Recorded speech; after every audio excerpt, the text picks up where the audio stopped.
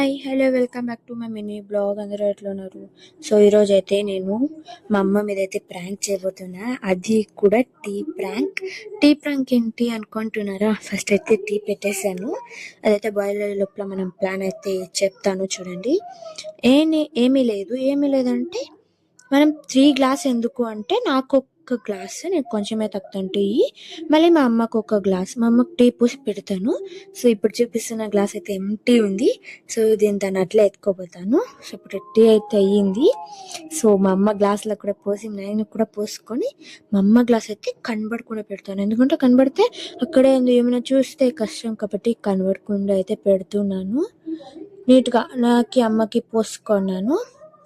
So ఇప్పుడు నేనైతే చూసారా, రెండిట్లకి మా అమ్మది అయితే అక్కడ ఇలా పెట్టాను, నాది ఇక్కడ పెట్టి ఈ ఖాళీ గ్లాస్ అయితే ఎత్తుకోపోస్తున్నాను. మా అమ్మ ఎక్స్ప్రెషన్ చూడాలి. అయ్యో అనిపించింది. పనుకొని నిండే మధ్యాహ్నం అయ్యి పనుకొని, నా తమ్ముడు పక్కల అంటే ఇంకొకడు కింద పనుకొని టీవీ చూస్తూ అట్లా మా అమ్మ పనుకొని.